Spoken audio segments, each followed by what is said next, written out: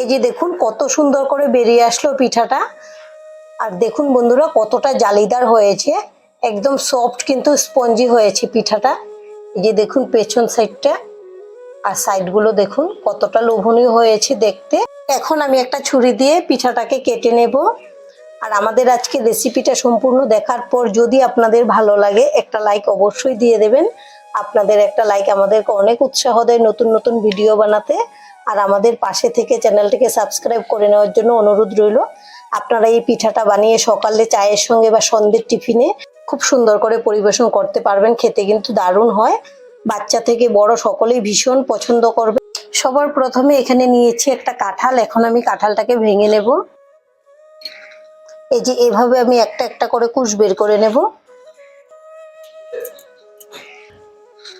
আমাদের যতটুকু কাঁঠাল লাগবে আমি বের করে নিয়েছি। এখন আমি গুটিগুলোকে বের করে নেব। আমি গুটিগুলোকে বের করে নিয়েছি। এখন একটা মিক্সিং জারে নিয়ে নেব। এবার দিয়ে দেব গরুর দুধ। আমি দুধটাকে আগে থেকে জাল করে ঠান্ডা করে রেখেছিলাম। এখন ঢাকনা লাগিয়ে এটাকে পেস্ট করে নেব। নমস্কার বন্ধুরা, আজকে আমরা বানাবো পাকা কাঁঠালের ভাপা পিঠা। এটা দেখতে যেমন সুন্দর হবে, খেতেও ভীষণ সুস্বাদু হবে। তাহলে আসুন দেখে নিই আজকে রেসিপি। এবার একটা বাটিতে নিয়ে নেব সুজি। এখানে আমি 1 কাপ সুজি নিয়েছি। আর সুজিটাকে ভালো করে চেলে রেখেছি আগের থেকেই। আমি 1 কাপ সুজির সঙ্গে হাফ কাপ দিয়ে দেব চিনি। তবে মিষ্টিটা আপনারা যে যেরকম খেতে পছন্দ করেন সেই বুঝে দিয়ে দেবেন। আর দিয়ে দেব সামান্য লবণ। যে কোনো পিঠাতে লবণ দিলে কিন্তু খুব ভালো লাগে। আর এখানে আমি 1 কাপ সুজির সঙ্গে দিয়ে দেব হাফ কাপ টক দই। কাপটা ধুয়ে আর একটু জল দিয়ে দেব। এখন আমি খুব ভালো করে মিশিয়ে নেব। আপনারা চাইলে চিনিটাকে পাউডার করেও নিতে পারেন, তবে এটা তো আমি রেস্টে রাখবো। সুজির সঙ্গে কিন্তু খুব সুন্দর করে গলে যাবে চিনিটাও। খুব ভালো করে মিশিয়ে নেব।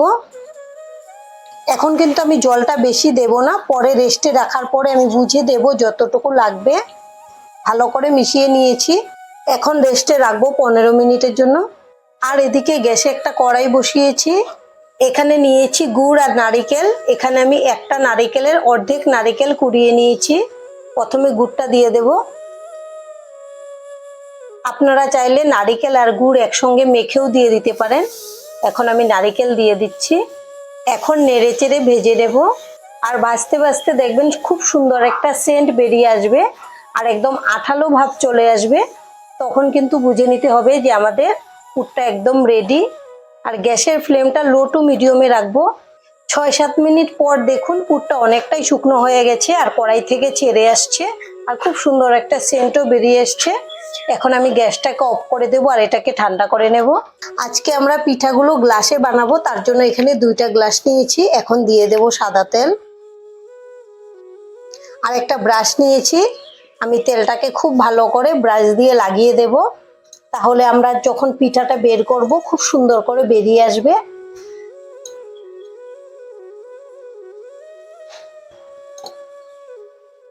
এই যে দেখুন একটা খুব ভালো করে লাগিয়ে নিয়েছি আর এইভাবেই আরেকটা গ্লাসও লাগিয়ে নেব।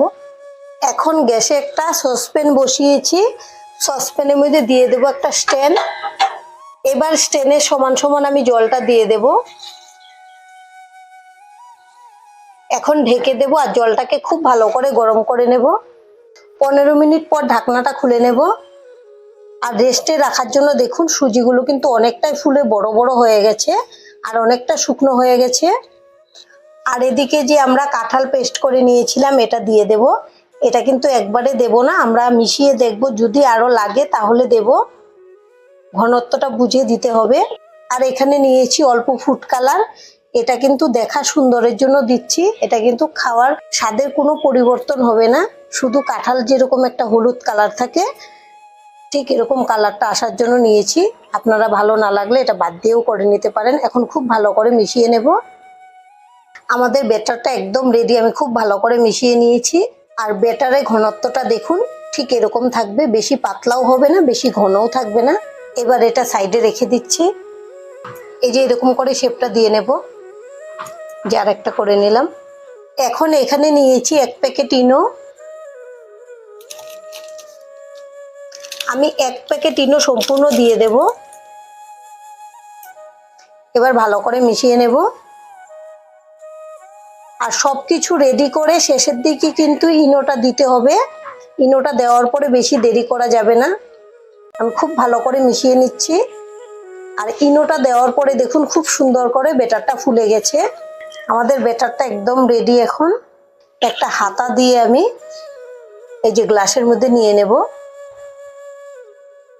1 কাপ সুজির জন্য 1 প্যাকেট ইনো লাগবে। আপনারা যদি সুজির পরিমাণটা বাড়িয়ে নেন তাহলে ইনোটাও বাড়িয়ে নেবেন। আর গ্লাসটাকে আমি সম্পূর্ণ ভর্তি করব না, অল্প একটু কম দেব।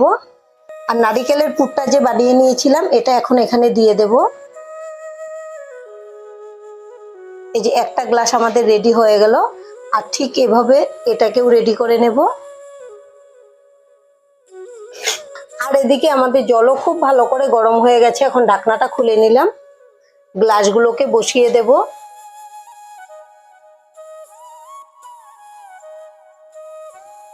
গ্যাসের ফ্লেমটা লোতে রেখে আমি ঢেকে দিচ্ছি। আর এভাবেই রেখে দেব 15 মিনিটের জন্য। এরপর দেখাচ্ছি। 15 মিনিট পর ঢাকনাটা খুলে নেব। আর দেখুন ফুলে কত বড় হয়ে গেছে। এখন আমি গ্যাসটাকে অফ করে দেব। আর এটা ঠান্ডা হওয়ার পর বের করে দেখাচ্ছি। আমি পিঠাগুলোকে ঠান্ডা করে নিয়েছি। এখন হাত দিয়ে এরকম চাপ দিলেই কিন্তু গ্লাস থেকে ছেড়ে আসবে।